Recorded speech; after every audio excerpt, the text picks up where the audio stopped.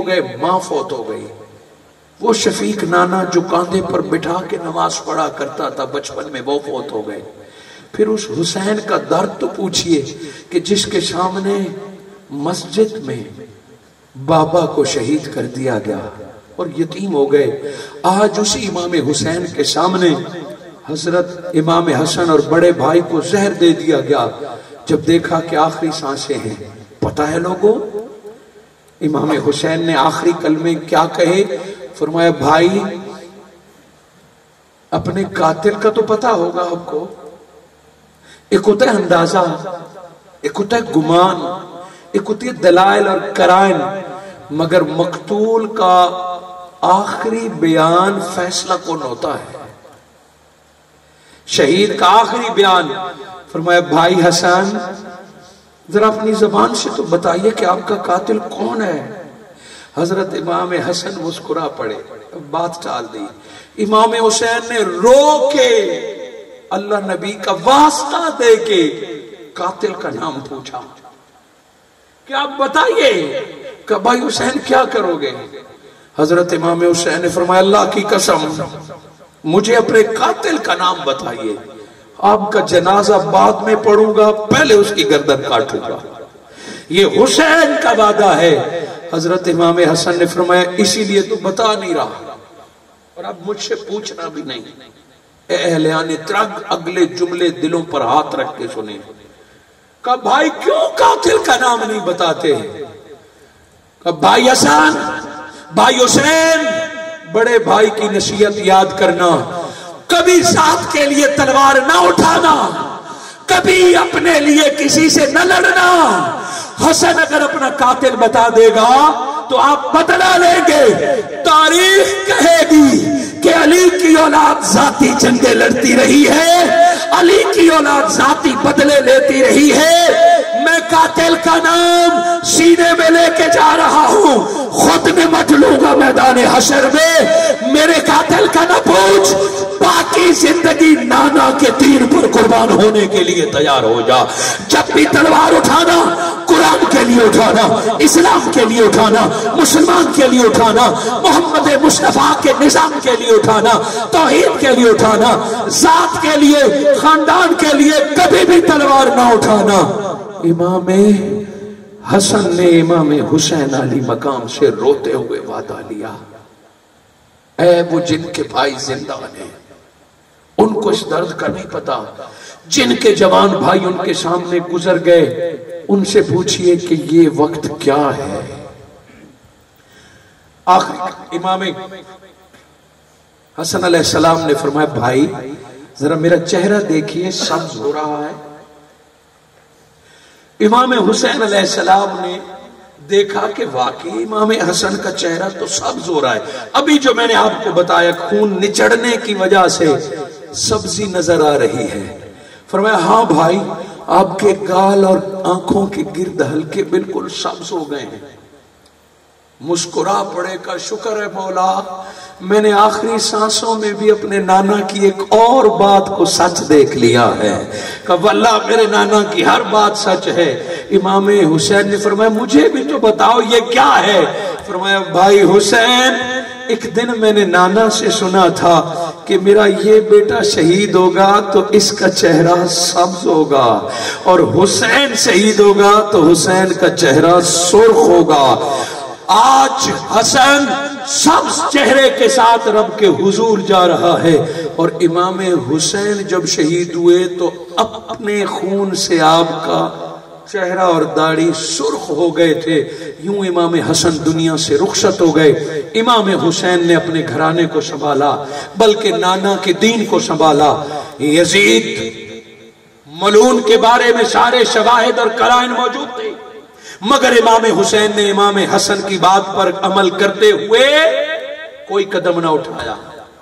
بعد میں جتنی دیر تک حضرت معاویہ زندہ رہے امام حسن نے کوئی مداخلت نہ کی، نہ سیاسی امور میں نہ ان کے خلافتی امور میں. اور جب آخری دنوں میں بات پھیل گئی کہ یزید کو خلافت ولی عہد بنا دیا گیا، یہ بات پھیل گئی اور 28, 27, 26, 27, 28 रजब है, इन तीनों में एक तारीख। और इमाम हुसैन मदीनातुल मुनव्वरा में सो के उठे हैं, तो अपने साथियों को बुलाया कि लगता मैंने ख्वाब देखा है कि मुआविया दुनिया से रुखसत हो गए, हजरत अमीर मुआविया नहीं रहे। अभी ये ख्वाब सुना रहे हैं कि मदीना में फौजें दाखिल हो गई, तलवारें पास हैं, वलीद नामी शख्स दंदनाता हुआ इस्तिकबाल किया जा रहा है, गवर्नर जा रहा है। क्यों? कि मुआविया विशाल फरमा गए, यजीद की खिलाफत का ऐलान हो गया और मदीना को हैंड ओवर करने यजीद की फौज आ गई। मदीना वो है जहां फरिश्ता भी कदम फूंक के रखता है, मदीना वो है जहां परिंदे भी पर मारते हैं तो आवाज निकाले बगैर परिंदे भी पर मारते हैं। ये हरम मुस्तफा है। मस्जिद नबी की तामीर की गई तो हजरत अली शेर खुदा का फतवा था, हजरत उमर फारूक का फतवा था कि जाओ पत्थर तोड़ो बाहर, ताकि हथौड़ी की आवाज नबी के कब्र तक ना आए। पत्थर सिले बाहर तोड़ी गई, गारे बाहर बनाए गए और मिस्त्री वुजू करके आता, पत्थर उठा के दुरूद पढ़ते हुजूर की मस्जिद तामीर करता था। यूं नबवी का मस्जिद नबी का खिलाफत राशिदा में मदीने का यूं ख्याल रखा गया, मदीने को मक्का से कम मकाम नहीं दिया गया, हरम मुस्तफा को हरम खुदा से कम मकाम नहीं दिया गया। फौजें दाखिल हो गई, हर तरफ खौफ व दराज फैल गया और इत्तिला आ गई है कि गवर्नर हाउस में हुसैन को तलब किया गया। ये भी अली का खून था। पैगाम दे दो, अभी नहीं फ्री, जब फ्री हूंगा तो आ जाऊंगा। का नहीं, इमरजेंसी है, बुलाया जा रहा है। आप नहीं गए। न मरवान की परवाह थी, न वलीद की परवाह थी, न यजीद की परवाह थी, नहीं गए अपनी तबीयत से। और आपने अपने साथियों को बिठा के कहा कि मैंने ख्वाब देखा, वो सच निकला। अब यजीद ने इनको बैत के लिए भेजा है। हजरत इमाम हुसैन गए और उन्होंने बंद कमरे में लजादत से, मिन्नत समाजत से यजीद का पैगाम सुनाया कि आप बैत कर लें। इमाम हुसैन अलैहिस्सलाम का एक ही जवाब था कि बंद कमरे में सौदे नहीं होंगे, बंद कमरे में यूं बैत या वोटों के फैसले नहीं होंगे। ये हुसैन इब्ने अली है, मदीना वालों को जमा करो, उनकी मौजूदगी में ऐलान करूंगा जो भी ऐलान किया जाएगा। हजरत इमाम हुसैन ने दे के पलटे, किसी बदबख्त की आवाज आई, अभी पकड़ लो। अगर हुसैन अब निकला हुजरे से, सारा मदीना सारा मक्का इसके साथ है, फिर इसे नहीं पकड़ सकते। इमाम हुसैन ने तलवार निकाली, ओ इब्ने ज़रक़ा, नीली आंखों वाली के बेटे, तू हुसैन को गिरफ्तार करेगा? तुझ में जुर्रत है तो मेरा रास्ता रोक के देख। बनी हाशिम और कुरैश के नौजवानों ने बाहरी आवाज सुनी, तलवारें लेके 100 बंदे आ गए और सारे यजीदी कांपने लगे कि ये तो कुल कुरैश हुसैन के साथ खड़ी है, ये तो कुल मदीना हुसैन के साथ खड़ा है। इमाम हुसैन निकले। अगले दिन में लोगों के सामने इमाम हुसैन ने मकसद करबला बना दिया कि मुझ जैसा यजीद जैसे की बैत कैसे कर सकता है। जिसकी बैत करो तो वो कम से कम तुझसे आला हो, कौल में, किरदार में, फेल में, हसब में, नसब में कुछ तो खूबियां हो कि जिसके हाथ पर बैत की जाए।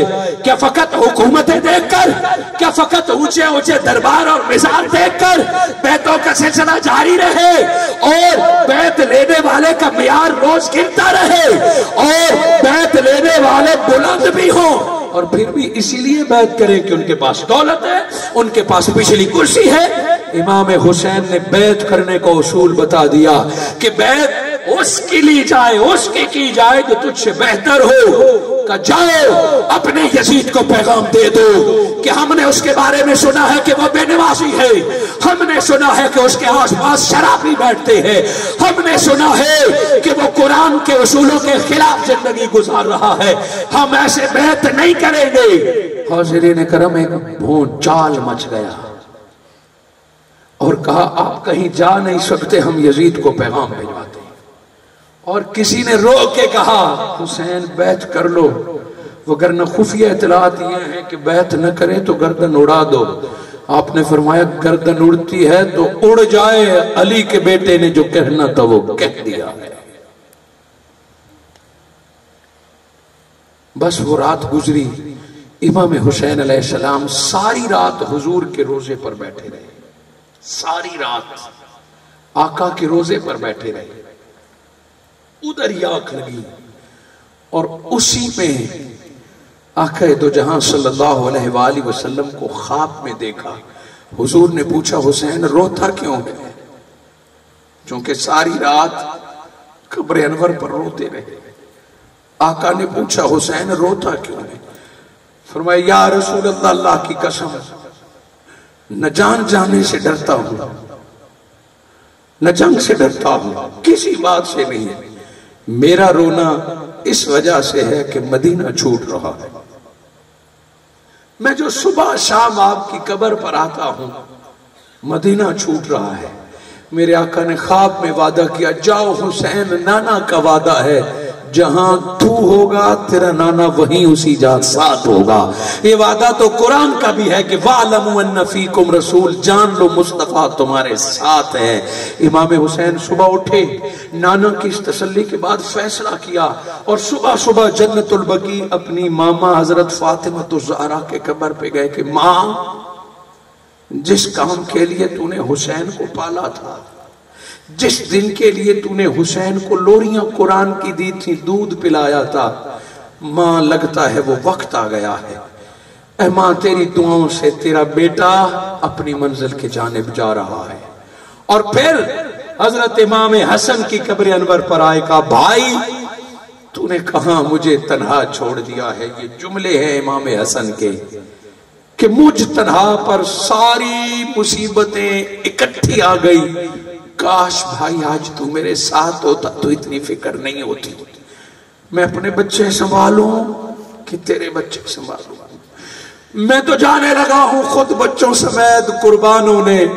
بھائی اللہ کرے میں آپ کے بچوں کی حفاظت کر سکوں۔ یہ دعائیں مدینہ والوں نے سنی تو آہ و بکا بلند ہوئی، مدینہ کی گلیوں میں گریہ کی آواز آئی، اور امام حسین پورے خاندان کو ایک بیٹی کے سوا پورے خاندان نبوت کو لے کر چل پڑے، اور دودھ پیتے 2 ماہ کے بچے کو بھی لیا۔ جب 2 ماہ کا علی اصغر امام حسین نے اپنی دستار میں لپیٹا، سرخ لال قدم باہر نکلا ہوا تھا، تو مدینہ کی ایک عورت دوڑتی ہوئی آئی اور حضرت علی نبی کی اولاد کی نواسے کی اس قدم کو چوم کے کہا حسین اس قدم کا واسطہ بچوں کو یہاں چھوڑنے دے۔ آپ نے فرمایا بی بی پیچھے ہٹ جا، جس کا واسطہ دیا ہے اسی نبی نے سارے گھرانے کو ساتھ لے جانے کا حکم دیا ہے۔ امام حسین نے جس کیفیت میں مدینہ چھوڑا اس کیفیت کو بیان کرنے کے لیے اتنا اور وقت چاہیے۔ اے حسین سے محبت کرنے والے میرے بھائیوں میری بہنوں، میں اگلا سارا واقعہ چند منٹوں میں، چند لمحوں میں، چند گھڑیوں میں آپ کے سامنے رکھنا چاہتا ہوں۔ 28 رجب کو امام حسین مدینہ سے نکلے۔ کوئی کہے کہ واقعہ کربلا ایک حادثہ تھا، کسی دشمن کی سازش تھی، اور یزید لعین کے وکیل ممبروں پر بیٹھ کر یہ دعوے کرے کہ یزید کو خبر ہی نہ تھی۔